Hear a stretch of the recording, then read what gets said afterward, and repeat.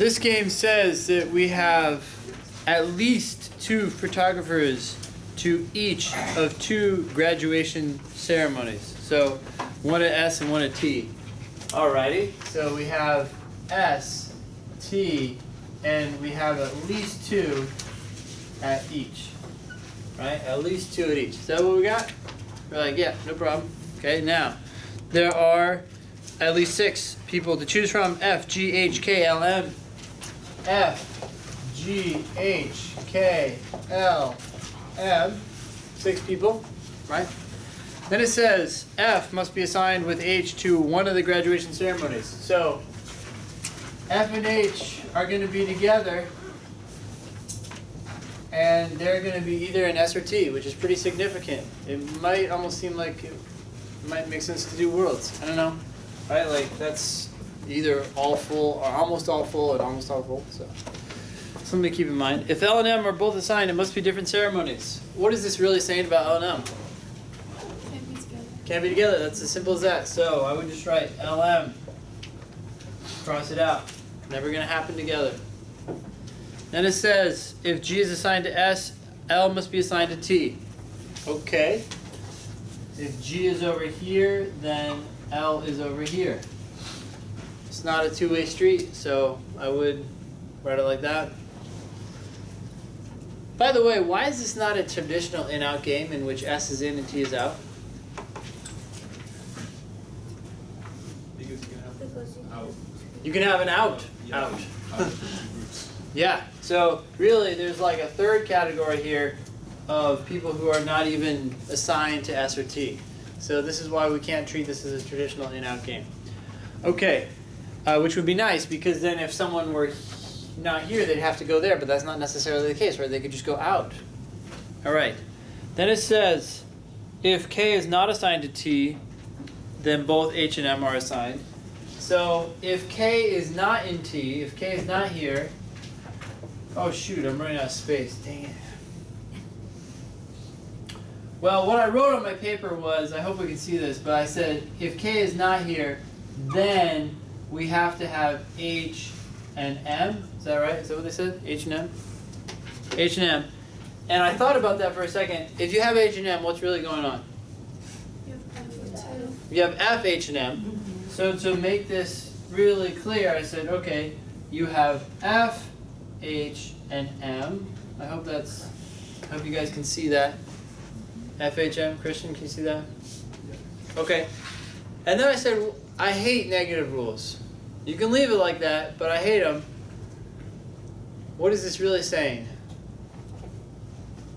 If K is an S or Yeah, if K is an S or If it's out, then you're going to have FHM.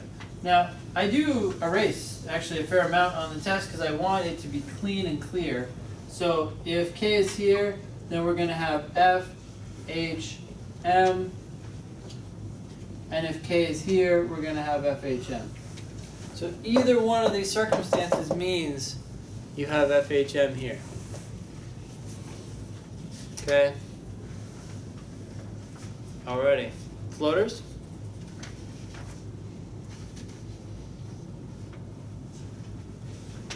Yes? Did you also draw that if K is an S or out, then G cannot be an S? Yeah. I thought that for a second, but I didn't end up drawing it. But you're absolutely right? If K goes here or here, then and G goes there, then you're going to have a conflict with LM because LM cannot be together. I think in the interest of like decluttering, I didn't draw it, but you're absolutely right. Totally true. Are there any floaters in this game? No. Okay, we have F, G, H, K, L, M. Everybody's in there. Did anyone do worlds? Amy, we depend on you to do worlds. I was so much time in this game. Like I had 5 minutes left, so I just went straight. You just like, gotta go. Yeah. Gotta go. So sometimes worlds can save time. If you were to do worlds here, I'd probably do it on the basis of FH, right? So either FH goes here or FH goes here. There's kind of one problem with this. Yeah. The odds not a problem because FH does have to be an S or T. The problem is that these are the then clauses of the other rule, right? Like this is if K is here or if K is here, then you have FHM. But if K is in T, we don't know. So it's not like this being in T means that K necessarily can't go there, at least on the surface. What would happen if we had FH here? Would we know necessarily that K is outside of that? I don't think that we would. So I said forget it. I didn't create worlds. But you could, I think. I don't know what would happen actually since I didn't do it, but which questions did we get stuck on? 18.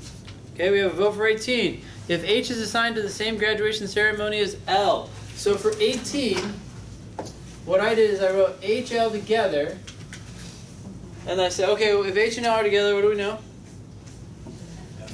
F has got to be with it, right? So I'm actually going to do it so it looks like my original name.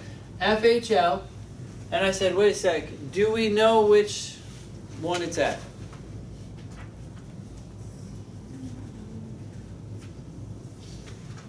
I don't know right now. Maybe once we start doing it, we'll figure out that it can only go in one of them. But I would just go ahead and do both. So we have FHL and FHL. This is my S. This is my T. What happens if you have FHL, FHL? Anything?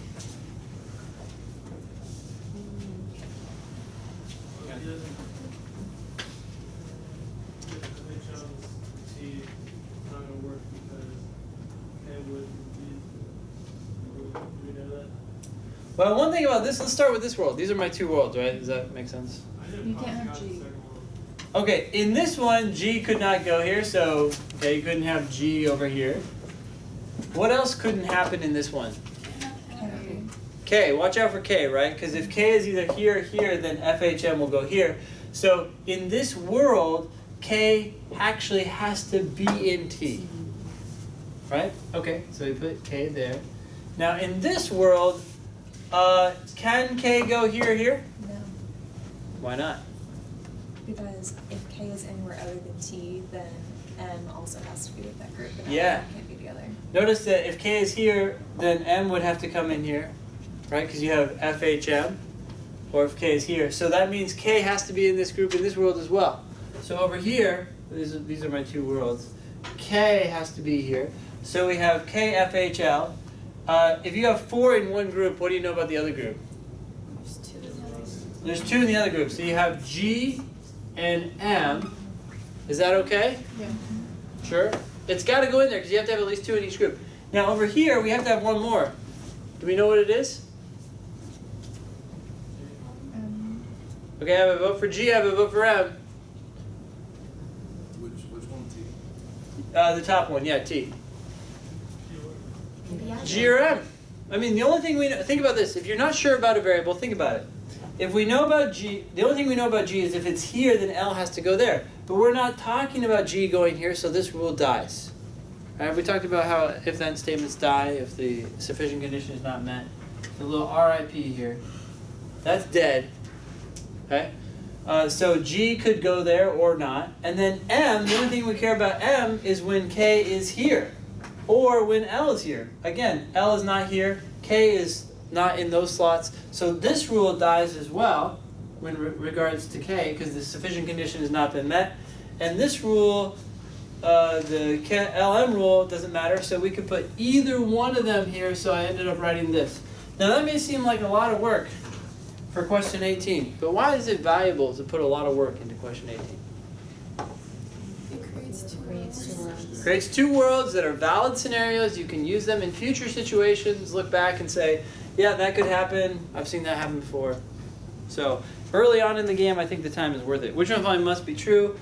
We have to look for something that's true in both of these. The only thing that's consistent between both of them is that K is in T. So that's the answer I would look for. That is D. K is in T. Okay. Other questions we struggled with.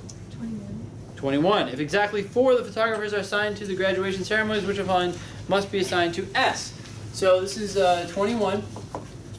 1, 2, 3, 4. That means that 2 go out, right? This is exactly 4 are assigned. So this actually makes the sort of FH rule really helpful. Because either FH is in S or it's in T, right? This is S, this is T.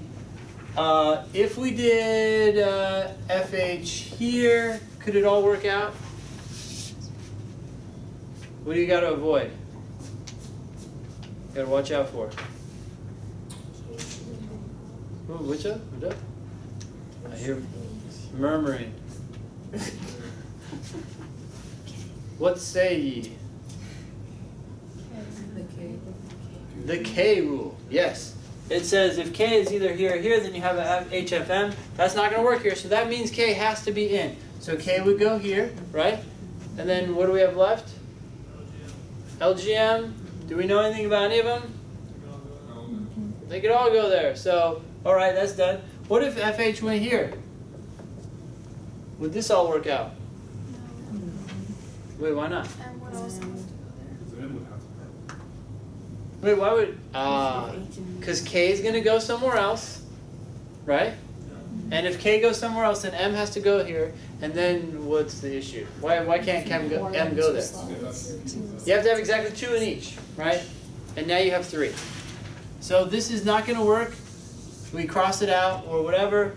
And this, I might even, at this point, I might just do M, G, L, and then do arcs so that I can see later that you could have those combinations. Right now we just made like 3 worlds.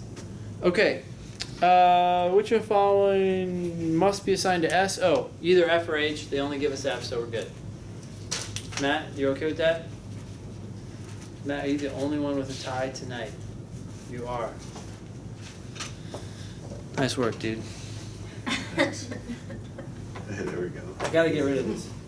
Okay, now, we'll come up with more legitimate reasons soon enough. What other questions do we want to talk about? 23. Okay, so we're getting rid of this rule right here, right? Now, I was like, this is such a messed up rule. How are you going to replace it? Let's go through them. A, do you guys know what tends to be wrong about the wrong answers in these? Yeah, they do tend to be wrong. Yeah, that's insightful. Any other insights? They are too strong or too weak. In other words, they create constraints that weren't there before, or they allow for things to happen that couldn't happen before. Okay, so answer choice A. If K is assigned to S, ooh, how's this sound? Then H and M cannot be assigned to that ceremony. H and M cannot be here. Does that mean that they are in T? No, they could be out. It's not good enough. Are we okay with that? B, if K is assigned to S, then L must be assigned to that ceremony. Okay, K goes here, L goes here. Does that mean H and M have to go here? M can't go there, but M could go out.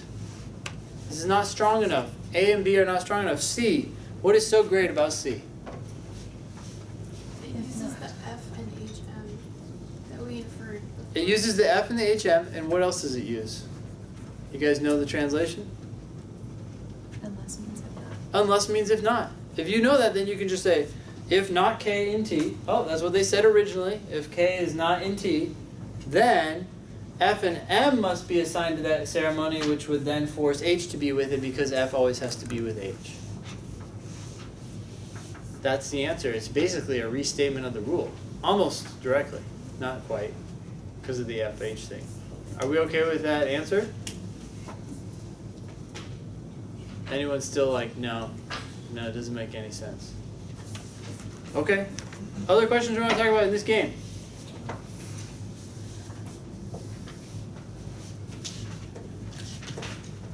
Okay, I'll take that as a no. 42. Wait. Whoa.